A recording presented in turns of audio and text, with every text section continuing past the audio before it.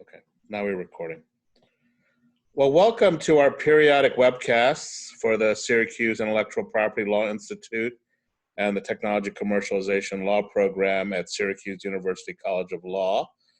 This is your host, Shubha Ghosh. I'm a Crandall Melvin Professor of Law here at Syracuse and Director of the programs and institutes mentioned above. And I'm really pleased to have Professor Marc Greenberg from Golden Gate University School of Law in San Francisco. Not only is he a professor at Golden Gate University, he's visited at a number of universities teaching as a law professor. He's had an extensive and very interesting practice experience, some of which we'll talk about. I think I can mention that Wesley Snipes was one of your clients. Yes. We've had other very interesting clients as well. He's also the founding director of the Intellectual Property Institute at Golden Gate University, which is of well-renowned and long-standing and patents, copyrights, and trademarks. And so I've had the privilege of attending conferences there. So welcome, Marc. Thank you for joining us. So we'll talk about some of your interesting research in fan fiction, and I'll show some of your books in a minute as well. But welcome. Thank you, Shubha. I'm pleased to be here, and I appreciate the opportunity to share with the audience of people who will be reviewing this kind of a program some of my experience and some of my current scholarship. Yeah, let me share some of your scholarship. It's really interesting. I think there are numerous books and articles, but the two that I want to focus on here, first of all, I'll show you this one. This popped up first, but your book on comic art, creativity, and the law, that is part of a series I co-edit with my colleague Robin Malloy here at Syracuse, Elgar Law and Entrepreneurship series. And it's a really wonderful book. I really enjoyed reading the manuscript and commenting on it, and it was a real proud one to publish. And I think is available not only online, but I think it's at many comic book stores, right? Or yes, places. So it's a really great contribution, as well as his work for the ABA, published by the ABA, American Bar Association, Copyright Termination and Recapture Laws, Good Intentions Gone Awry. There's no more technical area of copyright than termination rights, I think. And I think Professor Greenberg does a great job of laying it out. I refer to this, and I've incorporated some termination rights in my IP class that I teach, and this has been a great guide for me. So thank you, Marc, for doing Thank that. you. I really recommend readers to follow up on these two books. You know, your interest in graphic novels and comic art, we've seen. I thought it might be useful. Could you introduce some of the things you have in your background? I'm sorry about the compromising your privacy here, but so who's the fellow in the back that's to your right? Well, it's not a fellow.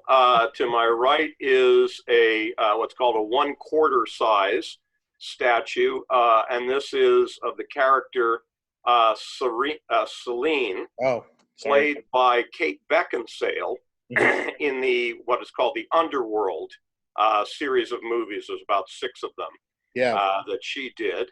And over off of my left shoulder is a display case with a number of what are called polystone statues of various characters from motion pictures, television, and comic books. Oh wow, wonderful! That's wonderful. And you know, one of the things you're working on, because you're a recurring attendant at the Comic-Con, right, in San Diego, right? Yes, there's 2 groups, 2 categories of attendees at Comic-Con. There are regular attendees, and there's a category called professionals, for people who work in the comics industry. And I've been designated a professional for about 9 years now, right, based on the fact that I do a lot of writing in comics. I also represent comic artists. Right.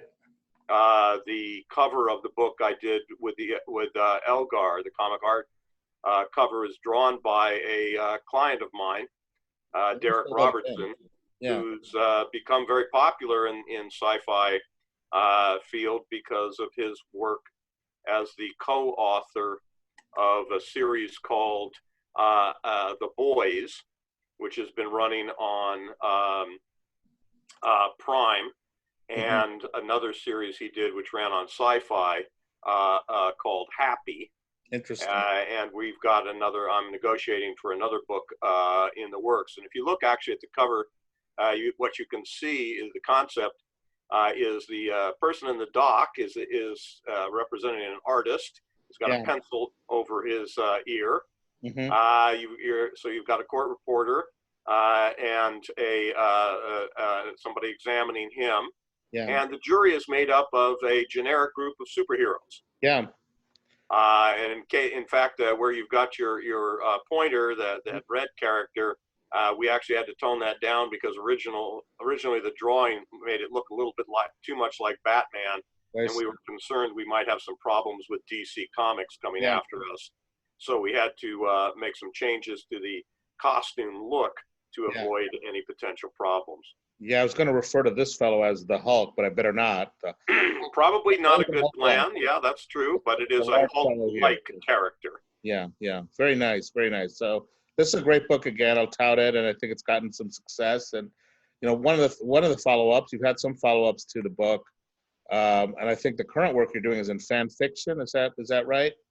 Well, it's a broader picture. The current work title is Fandom and the Law: A Guide to Fan Fiction, Film, Art, and Cosplay. Interesting. So it covers a broader. On each of those? I think we. Do you want to elaborate on each of those? Our viewers probably know what cosplay is, but many people know costume play. But right. Well, what the book focuses on is it starts by talking about what fandom is in general. Yeah. Which is basically just fans of popular culture.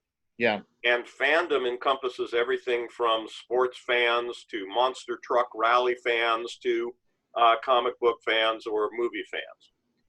The book is focused on a subset within fandom.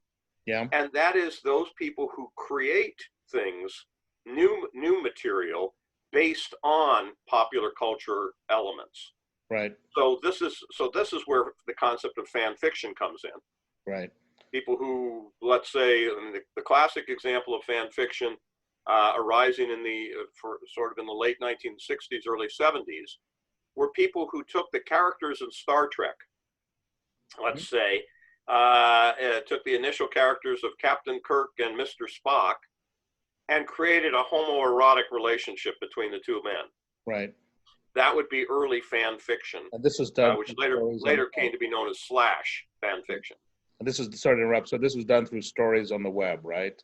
Well, initially these were done back, obviously in the pre-web era.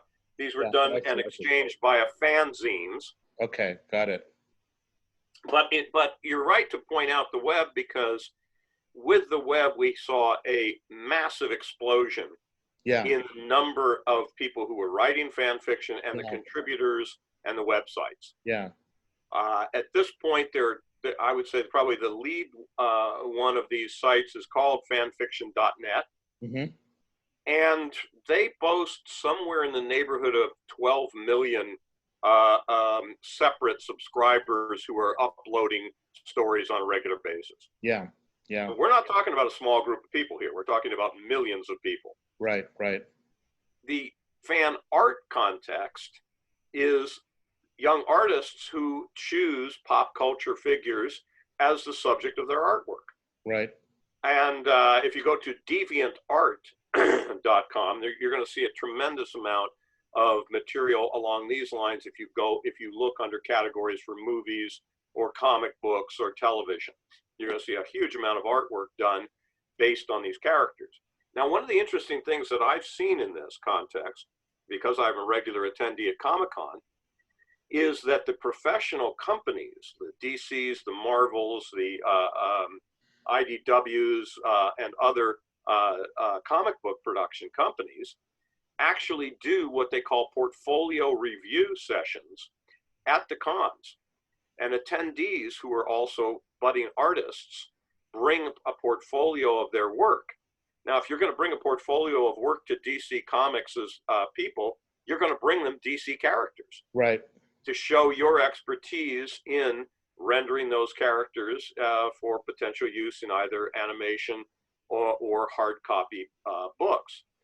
And it's not a supposition, it's a fact that the major production companies hire new artists from people they see in portfolio reviews at cons.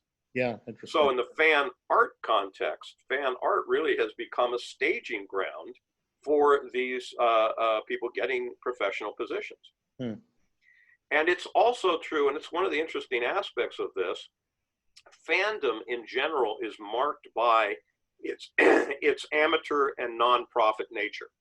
Right. And one of the key elements of it is that fandom, fan art creators, fan fiction creators, typically don't get paid for their work. Right. They do it for the love of the work. But what we're seeing more and more is, as I've just mentioned with respect to fan art, we've also seen it with fan fiction, and probably the most cited example of this is a woman who was writing fan fiction based on the Twilight series of movies, and that led her to start creating fan fiction. She went from creating fan fiction based on the Twilight movies to writing a series called 50 Shades of Grey. Right. Yeah. And that she's now the poster child for the fact that fan fiction writers often mature into full-blown professional writers. Right. We've actually seen the interesting other thing, which is that some professional writers, to stretch their capabilities or to try out new things, will dip into fan fiction as well. Right. So there's a little bit of a cross current, but by and large, what has developed probably in the last 10 or 15 years has been a movement where artists have gone from being a fan fiction writer to being a professional writer. Fan artists get hired to do comic books based on a portfolio review or to do graphic novel illustration.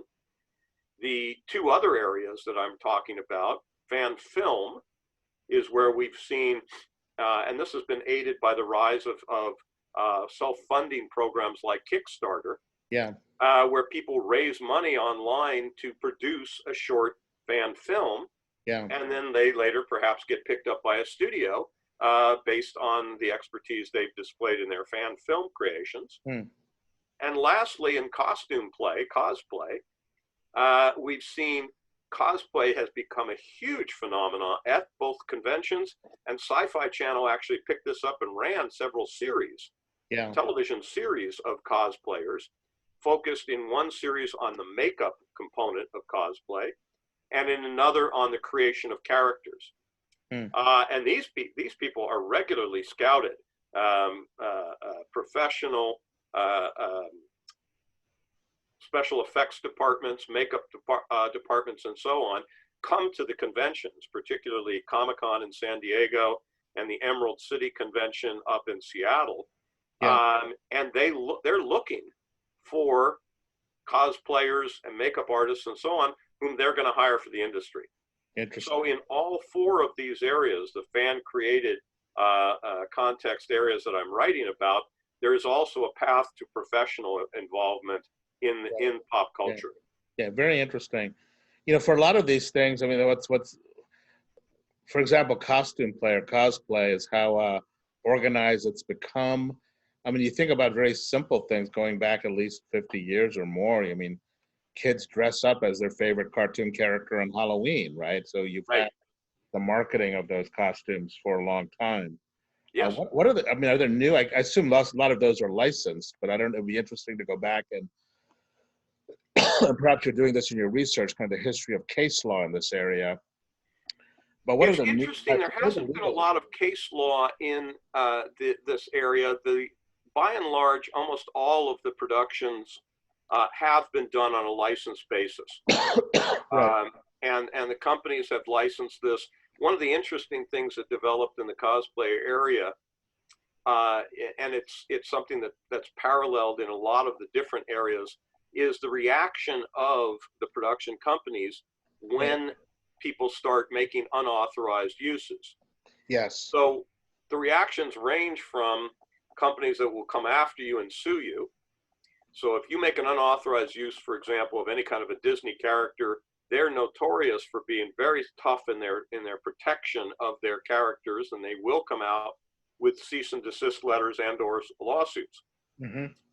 The great example of a different approach comes from Lucasfilm, because fans of the Star Wars series started creating their own costumes. They would cast in plastic and create stormtrooper outfits and so on, all of which were kind of rudimentary in appearance.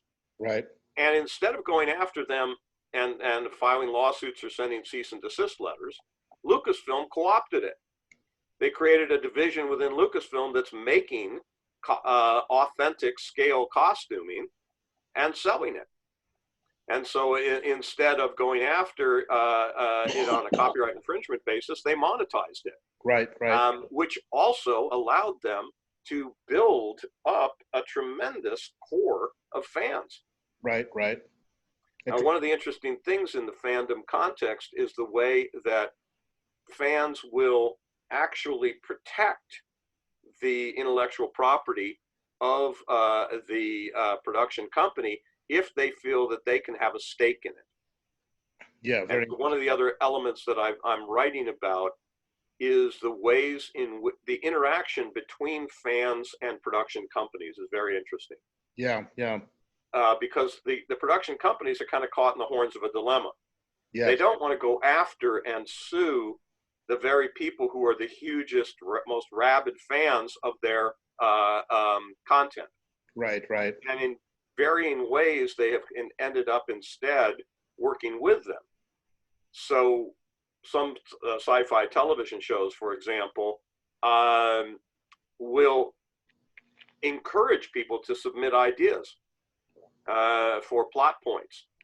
And we've actually seen this happen in Doctor Who and in other television series, yeah, where production companies are asking or soliciting fans to come up with ideas. And sometimes they adopt them. And then there's interesting intellectual property law questions. Who owns that resulting product? Right. Yeah. And how is that often handled? I mean, have you seen, I assume there's compensation that gets negotiated and then. Well, actually, it's interesting because there's very little in the way of compensation. The fandom community really isn't that interested in monetary reward. Yeah, attribution more, yeah. Attribution is really important. Maintaining the values of the fandom community. Yeah, yeah. Is very important. A level of integrity with respect to how characters are portrayed. Yes, yes, interesting. And in many ways, the fandom community is self-policing. Yeah, very interesting. And so when you say self-policing, you mean in terms of not crossing whatever the line might be. Right. In terms of how the character. So, right. This is a double header, actually, Mark. I didn't tell you. We had Brian Fry. I was recording Brian Fry just before we set up today. And there's a connection between his talk, which was about medieval Irish poetry, something called praise poems, and what you're talking about, because he was describing among the many things he was discussing a practice of poets who would show up in a court, a king's court, and there was a whole custom about how the king would have to greet them and bring them in, and then the poet would sing a song or make a poem in praise of the king.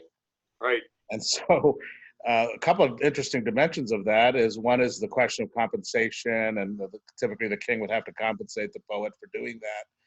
But the other side is, if the king wasn't gracious, sometimes the poet would engage in what was known, I think, what Brian described as satire.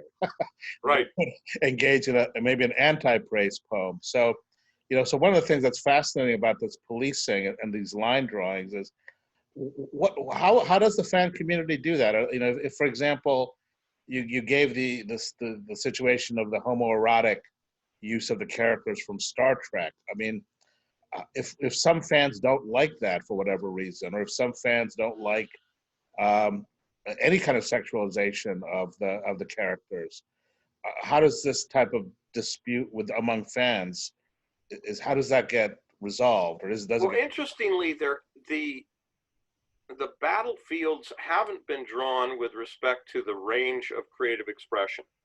And in fact, quite the contrary, there is a very strong tradition in fandom to support particularly portrayals of pop culture figures in more marginalized groups. Yeah, interesting. And so, for example, there's a whole body of fan fiction that deals with a female version of Thor, which has been adopted by the media as well. And in fact, in an upcoming Thor movie, Natalie Portman is apparently coming back and wielding the hammer. Interesting. And so, as far as that goes, for example, we've also seen fandom actually pushing forward the interpretation of characters crossing racial lines. Yes, yes. So we have a Black Green Lantern, or a gay character as a Spider-Man superhero. Right. And so that kind of boundaries, it doesn't generate issues within fandom. Where the issues tend to come up is that fandom is largely adulatory. Yeah. Fandom is largely about fans' love of the characters. So mean-spirited portrayals of characters tend to be shunned by the fandom community. Right. Interesting. And that's kind of more where the norm gets drawn. And one of the other interesting things is, and what we're seeing this a lot, it's a very interesting trend that I'm writing about in the context of fan films. And this is the way production companies have attempted to control the narrative a bit.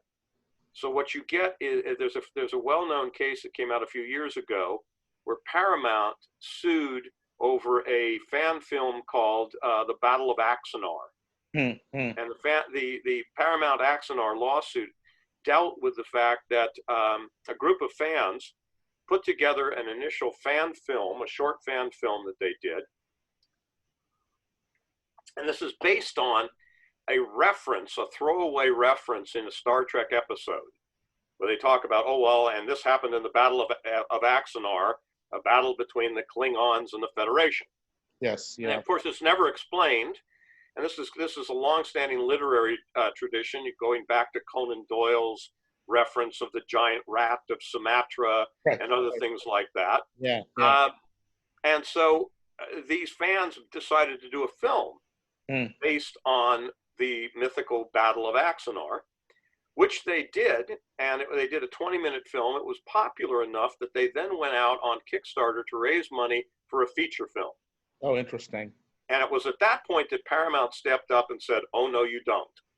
You don't have the right to use the name Star Trek. You don't have the right to use the ships and the designs and the names of the Federation and Klingons and all the rest. The outcome of the litigation was a settlement between the production company and Paramount. And the interesting thing that came out of this is that Paramount created a set of guidelines. And these were guidelines for doing fan film. And if you wanted to do a fan film on the Star Trek universe and make use of some of that universe with the consent of Paramount, all you had to do is follow a list of guidelines. Interesting. So as I was reading the initial guidelines, I thought, well, at least the initial portion of the guidelines, I thought these seemed fair. I said, you have to put disclaimers and say this isn't a Paramount product, and you have to depict it in certain ways. And then they started getting into content. You can't show excessive violence. You can't show excessive sex. You can't. And it was a whole laundry list of things that were clearly First Amendment protection would extend to a lot of the things that they were proposing to restrict. Yeah, interesting. Then the interesting thing is, so, okay, if you follow the guidelines. No political commentary, I assume? Right, political commentary is also an issue. Yeah. If you follow the guidelines, you're fine as far as Paramount is concerned. You can go forward with your film. Among other things, however, from an economic standpoint, fan films are limited to 20 minutes. Yeah. You can't do features. the interesting thing to me about this is that the guidelines themselves, as stated, probably would not withstand the challenge in court. Right. But they're not being used in that way. They're being used as a leverage point to say, if you follow the guidelines, you won't get sued for copyright infringement. If you don't follow the guidelines, you'll get sued for copyright infringement, not for violating the guidelines, which they know wouldn't withstand a First Amendment challenge. So it's more like a threat. Yeah. Exactly. So it's a very interesting context, and I'm starting to see this idea spread into comic books. So you want to do a comic based on Marvel characters? Here are the guidelines. And it's an interesting industry reaction to the proliferation of fan-created content. Yeah. No, that's quite interesting to think about. One quick question, just sort of a technical point about the 20-minute rule. I mean, I immediately thought about serialization. I mean, I guess they would, if somebody just created a bunch of 20-minute shorts, would they react to that? I mean, that's an interesting question. I don't think the current guidelines, as I've seen them, address the issue of serialization. Yeah, interesting. But the minute somebody does one, that's going to get added. Right, I imagine. Yeah, so it's very interesting. Well, what about the First Amendment aspect? Overlaps with your comic art book quite a bit, and that's what's really interesting. And there's always at least in the shadows, if not in the shadows, at the forefront, kind of the big question about how IP intersects with the First Amendment here. It is, and one of the interesting elements of that, and there's an extensive section in the new book in which I chart the line of cases dealing with transformative doctrine. Yeah. Because that's played a big role. The transformative doctrine has largely been, I think, supported and enhanced by the First Amendment argument that's related to it. Yeah. And so it's one of the biggest issues that's going to affect and change the dynamic between production companies and fandom and fan created works, because there has always been sort of an attitude that fan production or that feature film or television production companies hold all the chips in the bargaining process because you're creating works which violate their copyright. Yeah. Almost by definition, fan-created works are derivative works that are unauthorized. Right. But the transformative doctrine may change that. Right. To the extent that the works that you're creating can be deemed transformative, the lack of authorization and the possible copyright infringement claims fall by the wayside to First Amendment free speech claims. Not to mention fair use, right? I mean, right. Most of these cases, as you mentioned, there might be a derivative work claim, a derivative rights claim, but there might also be a fair use defense. Sure. I mean, fair use is at the heart of the transformative doctrine. Right. It's really transformative doctrine applies or arises under the first prong of the four-prong fair use test. Yeah. The nature of the use.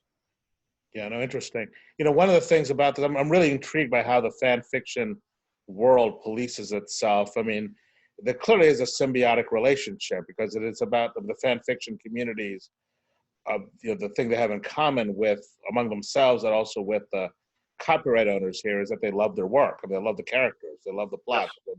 They just might have competing visions about where it's a bit like religious disputes way back when. The interesting thing is that the fan fiction community, and one of the things that people aren't always aware of it, the median age for fan fiction writers is 15 years. Yeah, interesting. Yeah. And the gender base is also significant. 85% of fan fiction is written by women and girls. Yeah. Mm-hmm. Interesting. And so those That's elements across different types that you mentioned. Is that true across fan art, fan films, fan cosplay? No, it's not. Okay. It's particular to fan fiction. Okay. I haven't looked at and I'm getting there in the book. Actually, I'm about to start writing the section on fan art, and so I want to look to see what the demographics are at DeviantArt, whether they even monitor the gender demographics. My own instinct suggests that 85-15 split does not reoccur in fan art. My guess is going to be also that fan film is more male dominated than female. Cosplay, however, is I think you're going to find similar statistics. Most of the people who work in the cosplay space are women. And women characters are depicted far more in cosplay programs than male ones. There's an interesting side element to that when you start talking about anime. In Japan, where there is less of a hard gender line. A lot of cosplay characters in Japanese pop culture are male figures. Right. I am what's called, and I talk about this in the beginning of the book, I'm what's called an aka fan, which is a split between academic and fan. I'm an academic who writes about and is also himself a fan. And so at one of the opportunities I had that was you're also an academic who has fans, so right? Yes, no, not exactly. Is that I had the interesting opportunity to work for about a year as counsel with a law firm that represented the Society for the Promotion of Japanese Animation. And so I was able to, in that capacity, I went on site to an anime convention, a huge one in Los Angeles, and I was on site counsel at the convention, and I was able to see the kinds of issues that come up with fans in these pop culture conventions. And there's a fascinating array of different issues. Three things, and we have about maybe 15 to 20 minutes left, maybe close to 15. Three things I wanted to talk about. You're looking at the various gender and age divides. It'd be interesting to look at, obviously race and ethnicity. I mean, how that figures, whether they're affinity groups. Is it, do they, for lack of a better term, do they kind of segregate, or is there more integration in the fan fiction space or the fan art space? Second issue I wanted to talk about, you raised this a little bit with anime, is how do different countries deal with this, or different cultures deal with this? Is there a different approach to fan fiction, fan art, cosplay in the EU and Japan, China? Actually, if I can take that second question, just to kind of tantalize the audience, is about porn. So, right, sure. So those are the three things maybe we can structure our remaining time around: the kind of the race, ethnicity, comparative, cultural countries, and then porn. Well, one of the nice things on the race ethnicity issue is that the pop culture genre has increasingly become more diverse. The traditional sense of this was the inhospitable environment of the comic book store, that unless you were a geeky white boy, there was no place for you. And in the last 20 or 30 years, a huge range of diversity has been brought into pop culture in general. So, for example, the obvious example being Black Panther, as a movie appealing to much more strongly to a Black audience, and showing that there's a huge audience for that artwork and for that depiction of characters. We're also seeing a significant rise in pop culture for female-driven work, with Wonder Woman being a strong lead, and Captain Marvel over on the Marvel Universe, and the upcoming release of Black Widow, which has been postponed due to the coronavirus impact on motion pictures. So I think we're seeing a more crossing of racial and gender lines in pop culture and in fan-created works. As far as other countries go, this is actually one of the nice things about fandom, is that it seems to have a universal appeal. So, for example, one of the largest fan pop cultural conventions in the world is in Japan, which a convention that draws in excess of 250,000 people. There are conventions. I've had colleagues who've gone to conventions all throughout Western and even Eastern Europe. There's the fotonovela movement in Latin America has led to a lot of pop culture fandom arising there as well. You do find some interesting cultural differences in the context of porn also. Right.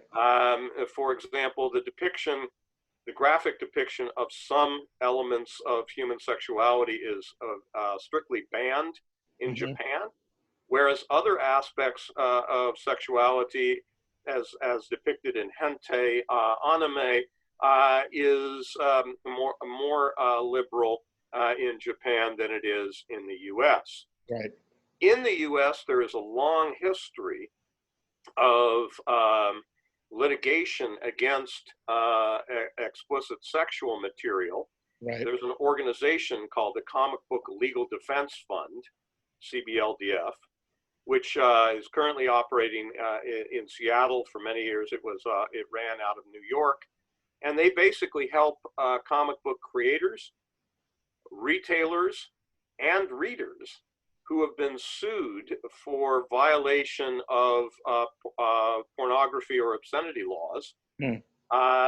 And many of those cases have arisen out of the southern U.S.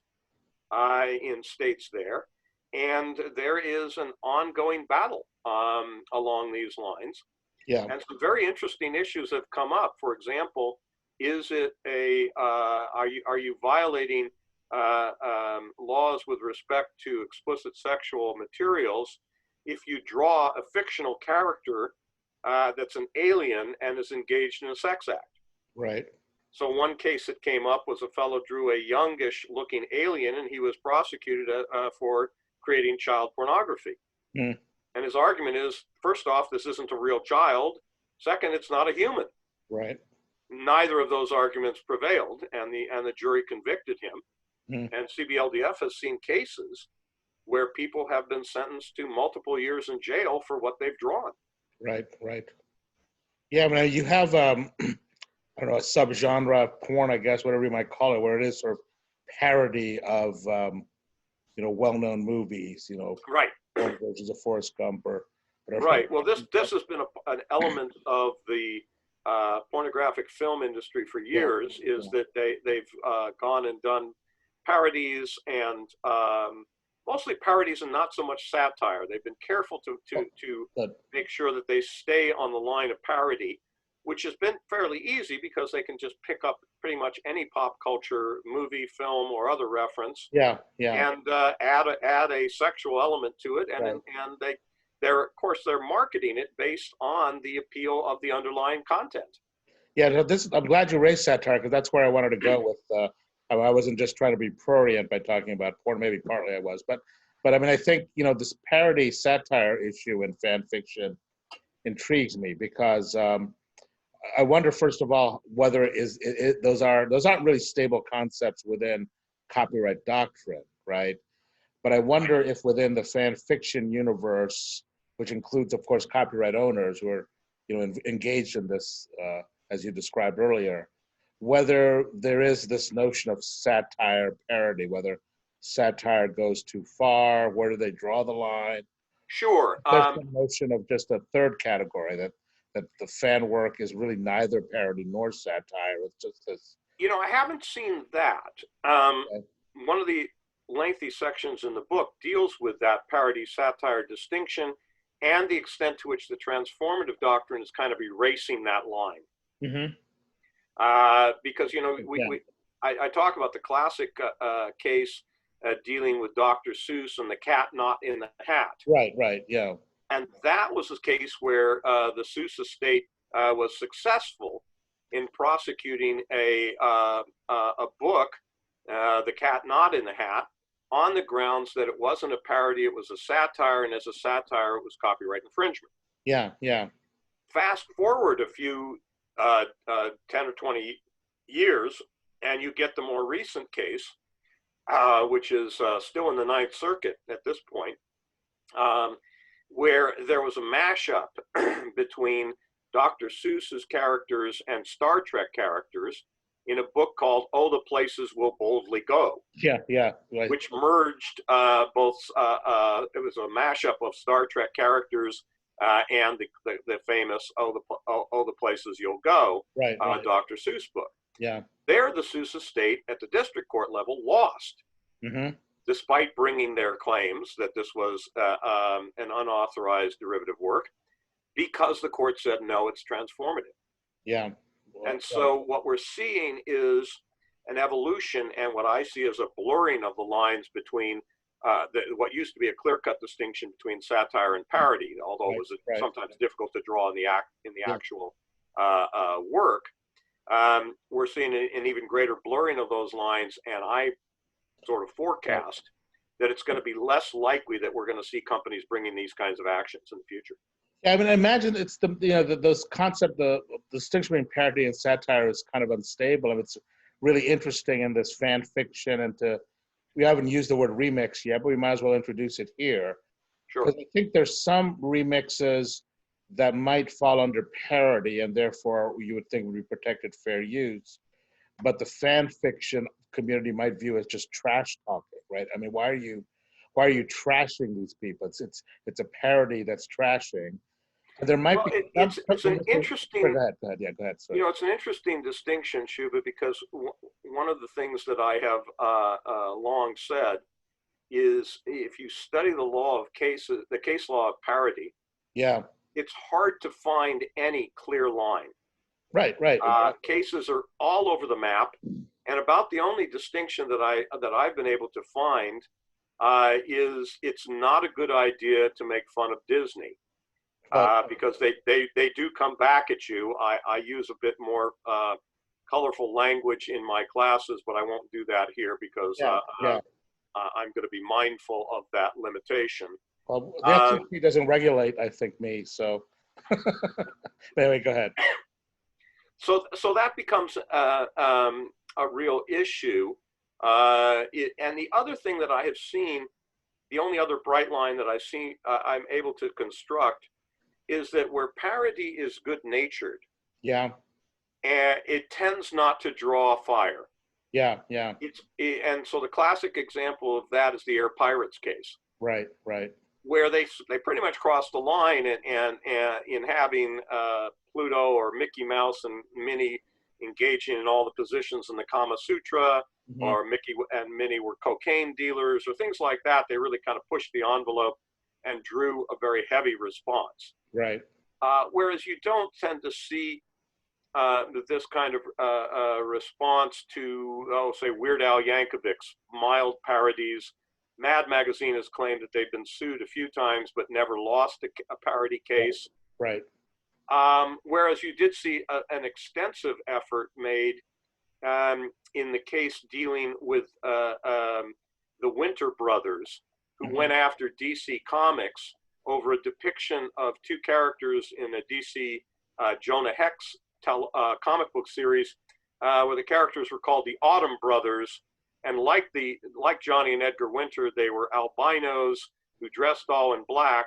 But unlike Johnny and Edgar Winter, their nether halves of their body was like a worm, and they had been notorious for having eaten their mother.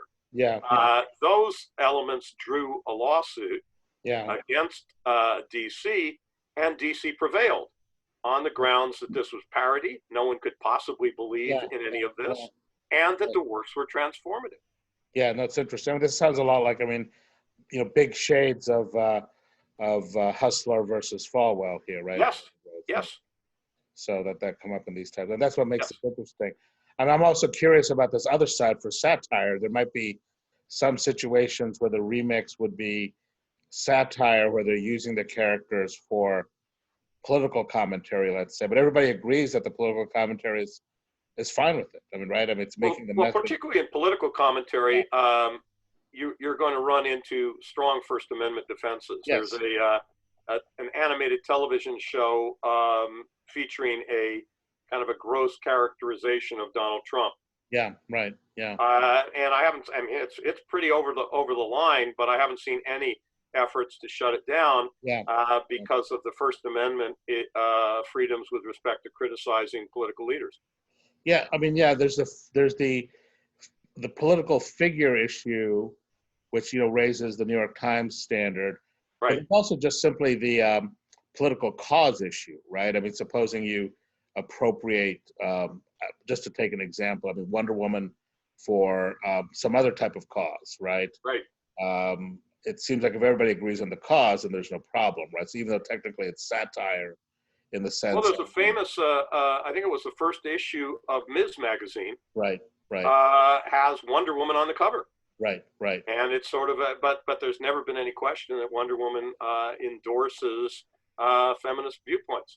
Yeah. And so there wasn't any pushback on that from DC. Yeah. No, it's interesting about how the politics figures into this and so forth. You know, one of the things, if we had a little bit more time, I want to give you some time to talk about your book to end up, but you know, especially when we're getting into the parody, we've had all of this issue that's come up in the trademark area with Tam and Brunetti about viewpoint discrimination. Right. And a lot of people, including me, are kind of not sure what that means, and we're kind of not sure. I'm certainly not perfectly happy with the Tam and Brunetti, even though I view myself as a strong First Amendment person. Right. I get a little bit wary in the area of commercial speech, or what I think about as commercial speech, and I'm not completely sure what this viewpoint discrimination means exactly. I mean, I know what it means in the broad contours, but right. You know, but I mean, it's interesting to see how that would play out in this fan fiction parody universe.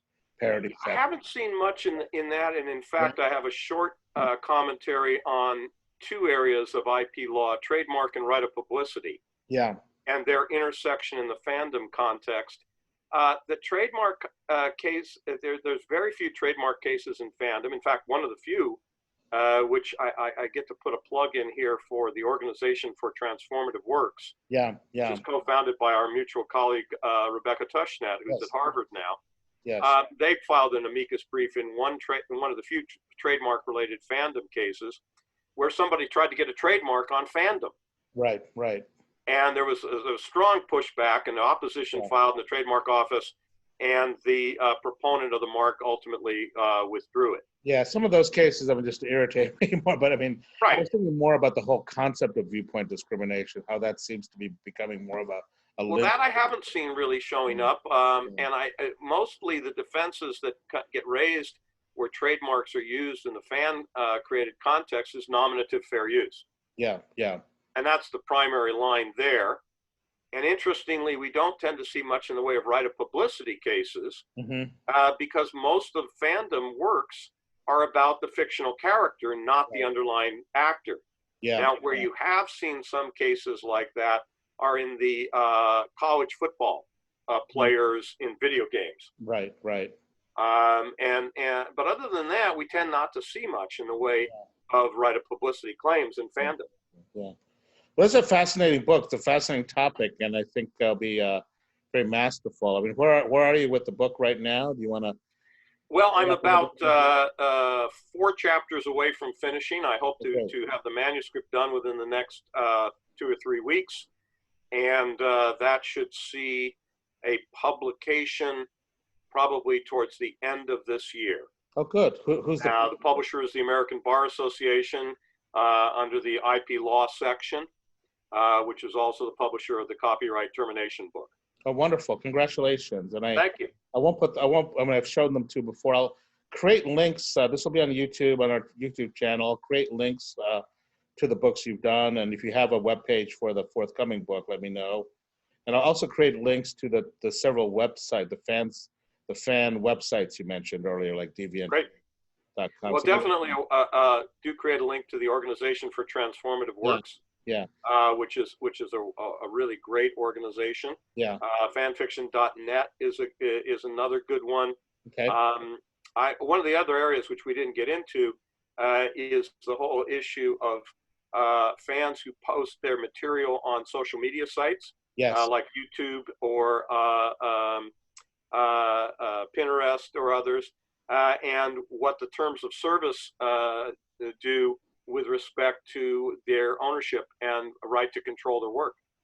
Well, that suggests we need to have a part 2. I'd like to keep these down to an hour, but I certainly have a part 2, maybe closer when the book is coming out. Be happy to do that. That would be great fun. And so once we get done, maybe if you can send me a list of all the websites that would be of interest. Sure. Happy to do that. I'll definitely put that in the comment section. So thank you for spending the time with us, Mark. I hope you enjoyed it. I enjoyed it quite a bit. I did. Thank you for giving me this opportunity. Thank you. Looking forward to the book. Bye. Great. Bye.